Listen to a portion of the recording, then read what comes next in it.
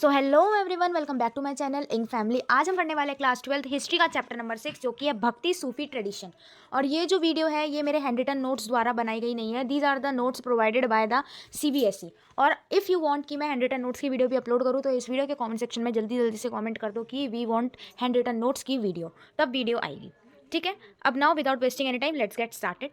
तो ये जो टाइम लाइन है ये है 8 से 18 सेंचुरी की। और इस टाइम पे क्या हुआ था ना कि वेरियस बहुत सारे अब ना भगवानों की पूजा होने लग गई है। God and goddess, Mata Rani, भगवान जी, इन सब चीज़ों के ना स्कल्पचर टेक्स्ट ये सब निकल निकल कर आ रहे हैं। ठीक है, मूर्तियाँ।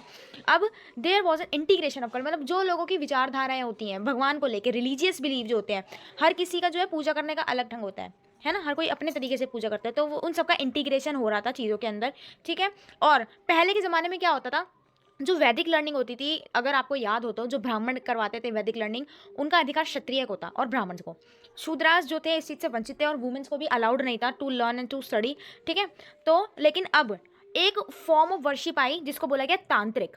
दिख रहा होगा इधर, जो कि ना ज़्यादातर मोस्टली वो प्रिविलेंट थी अमंग वुमेन। और ये जो वर्शिप थी ये किसी भी टाइप का डिस्क्रिमिनेशन नहीं करती थी, चाहे वो कास्ट से बेसिस हो, चाहे वो क्लास से बेसिस हो, चाहे वो जेंडर से बेसिस हो। ठीक है, women and man even Shudras सब इस फॉर्म को वर्शिप करते थे। ठीक है, गॉडेस फॉर्म ऑफ वर्शिप जो कि है तांत्रिक प्रैक्टिस।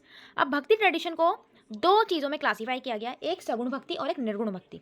सगुण भक्ति क्या था, वो लोग जो कि मूर्ति पूजा करते हैं जैसे हम। ठीक है, और निर्गुण भक्ति क्या था, जो लोग मूर्ति पूजा नहीं करते। ऐसे भी धर्म होते हैं जिसमें मूर्ति पूजा नहीं की जाती। ठीक है, even though they are Hindus but मूर्ति पूजा नहीं होगी। The Alvar and Nayanar of Tamil Nadu. अब ये जो टर्म है Alvar and Nayanar, what is this. तो अलवार जो है वो करते थे worship of lord Vishnu and Narayan, और जो नयनार्स थे वो करते थे, वो थे डिवोटी ऑफ शिवा, मतलब भोले बाबा के भक्त। ठीक है, कॉमन फीचर क्या था इन लोगों के बीच कि ये लोग जगह जगह ट्रैवल करते थे, अपने जो है चैंट करते थे, हाइम्स भजन गाते थे तमिल के अंदर, तमिल लैंग्वेज में। अलवार और जो नयनार थे वो इनिशिएट करते एक उन्होंने इनिशिएट किया था, मतलब बढ़ाया था एक मूवमेंट अगेंस्ट कास्ट सिस्टम। और जो ब्राह्मण का डोमिनेंस चल रहा था, जो ब्राह्मण सब पे अपना दबदबा बनाए रखते थे, उनके अगेंस्ट इन्होंने एक मूवमेंट इनिशिएट किया था। एक वर्ड है यहाँ पे नलाय विद्या दिव्या प्रबंधम। ठीक है, ये थोड़ा सा टिपिकल सा वर्ड है बड़ा सा, जो कि मैं भी रीड आउट नहीं कर पा रही हूँ। नलाय विद्या दिव्या प्रबंधम जो भी है, ये इंपॉर्टेंट कंपोजिशन था ये ऑफ अलवार, जो कि इक्वल था चार वेदों उसके। चारों वेदा जो होते हैं ना हमारे, सोमवेद, ऋग्वेद, यजुर्वेद, सबको मिलाकर जो है ये एक इनका था इक्वल। ठीक है, जो स्टेटस ऑफ वुमेन की क्या बात कही गई है, तो अंदाल जो थी वो हमारी पहली वुमेन अलवार थी। ठीक है, और सॉन्ग ऑफ करिकल और अमियार जो था वो वाइडली गाया जाता था। अब state patronage in south for Vedic gods rather than Jainism and Buddhism.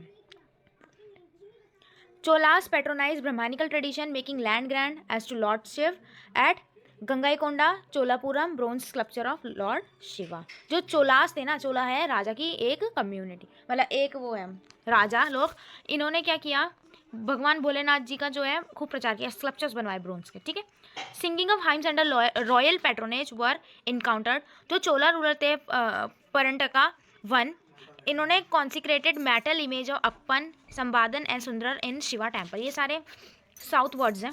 ठीक है, Karnataka saw a new movement under Basavanna. अब एक है वर्ड आ रहा है बसवाना, ये क्या था, कर्नाटका में एक नया मूवमेंट निकल के आ रहा था, आंदोलन सा। क्या था वो मूवमेंट कि, और ये जो था अंडर बसावना कौन थे, एक ब्राह्मण थे जो कि कोर्ट में काम करते थे ऑफ चालुक्यन रूलर्स, और इनके फॉलोअर्स को बोला गया था वीर शैवास। ठीक है, जिनको in short heroes of Shiva, और लिंगायत भी बोला जाता था क्योंकि ये जो है शिवलिंग को धारण करते थे। ठीक है, अब इंपॉर्टेंट कम्युनिटी उस टाइम की थी ये, who worship Shiva in form of a linga, मतलब शिवलिंग के फॉर्म में भोलेनाथ जी की पूजा किया करते थे। Of the group of Sufis who migrated to India in the late 12th century, the Chishtis were the most influential. और एक और चीज़, जो ये लिंगायत लोग हैं, ये जो है अपने लेफ्ट शोल्डर पर जो है शिवलिंग धारण किया करते थे। ठीक है, अब by the 16th century the shrine had become very popular. क्या श्रिंग जो है बहुत ज़्यादा पॉपुलर हो गया। इनफैक्ट ये जो है स्पिरिट हो गया, जो धार्मिक गाने होते हैं, सिंगिंग ऑफ पिलग्रिमेज टेम्पल्स वगैरह के, जैसे Ajmer inspired Akbar to the tomb, इन सब में ज़्यादा फेमस हो गया श्रिंग। he went there 14 times, sometimes 2 or 3 times a year. वो वहाँ पे 14 बार गया, कभी कभार साल में 2-3 बार जाता था ब्लेसिंग लेने के लिए, फुलफिलमेंट ऑफ वोज, अपने वचनों का पूरा करने के लिए, बर्थ ऑफ सन, बेटे के जन्म के लिए. He also had a mosque, उसने एक मस्जिद भी बनवाई और कंपोज करी एक दरगाह. जो लिंगायत थे, दे चैलेंज आइडिया ऑफ कास्ट, ये हमने पढ़ा. जो लिंगायत जो लोग थे, मतलब जो शिवलिंग धारण करते थे, जो वीर श्रेयास थे, वो क्या करते थे, इन्होंने चैलेंज किया कास्ट सिस्टम को और क्वेश्चन किया था थ्योरी ऑफ रीबर्थ, मतलब पुनर्जन्म की थ्योरी को इन्होंने क्वेश्चन किया. इनके अकॉर्डिंग पता क्या था कि जो मर जाता है वो भगवान शिव के साथ, उनके साथ चला जाता है, उनकी दुनिया में चला जाता है, उनके साथ हो जाता है, वो लौट के कभी वापस नहीं आता. दे इनकाउंटर री मैरिज ऑफ विडोज, इन्होंने इनकाउंटर किया टू द री मैरिज ऑफ विडोज, है पुनर्विवाह जिसे कहते हैं. North India saw the emergence of Rajput state, अब क्या हुआ, राजपूत स्टेट का जो एमरजेंस हो गया, which patronize Brahman, perform secular and ritual function. Nath and Jogi Siddhas also through guided by उलम ruler followed a flexible policy granting religious tax exemptions to non Muslim. इसमें क्या था, एक ना टैक्स था जो लिया जाता था टू द नॉन मुस्लिम, जो लोग मुस्लिम नहीं है उन लोगों से ना एक टैक्स लिया जाता था बहुत ज़्यादा. तो ये था आपका बहुत ही ज़्यादा शॉर्ट में चैप्टर भक्ति सूफी एंड ट्रेडिशन. मैं अब भी कहूँगी कि I know for the exam it is not sufficient. जो रियल है आपको हैंड रिटन नोट से ही पता चलेगा. If you want that video तो बताना. आगे क्या हुआ, those who accepted Islam in India accepted in principle of the 5 pillars of faith of these were overlooked with the division in practice derived from the local custom and appreciation summi and shia. एक ना आपने सुना होगा कि मुस्लिमों में एक law होता है शरिया, जो कि उनका लॉ होता है जिसमें उनके सारे रूल्स एंड रेगुलेशन लिखी होती है कि इनको क्या करना है क्या नहीं करना. जो आउटसाइड शरिया वाले लोग थे, जो कि मतलब नॉन मुस्लिम थे, उनको टैक्स देना पड़ता था. They emphasize interpretation of Quran on the basis of personal experience. जो चिश्तीस थे वो सूफीज़ का पार्ट था एंड ऑस्पीसीज थे वो ऑफ खानगा. वर्स खानगा क्या था, एक स्मॉल रूम था and hall for student to live and pray. जो लाइफ थी चिश्तीस की चिश्ती खानगा was like the life of the monastery का जीवन जीते थे and cater to all the traveller rich और पुअर. हर ट्रैवलर को कैटर करते थे, चाहे वो अमीर हो चाहे वो गरीब हो. शेख निजामुद्दीन चिश्ती जो थे वो उनके बहुत सारे फॉलोवर थे. The practice of visit to dargah gained prominence by, मतलब जो दरगाह में लोग जाने लग गए, ये इसने ट्रेंड में आया या 14th सेंचुरी के अंदर. जो श्राइन होती है वो बहुत ज़्यादा पॉपुलर हो गई उस टाइम पे. गाने बजाने, डांस, म्यूजिक, मिस्टिकल चैंट्स, ये सब परफॉर्म होने लग गए. ठीक है, भक्ति मूवमेंट जो है वो एमर्ज हुआ है इस तरफ से. पोइट आने लग गए सेंट, जैसे कि कबीरदास जी का आपने नाम सुना होगा. पोएम लिखी जाने लग गई, गाने जाने लग गई.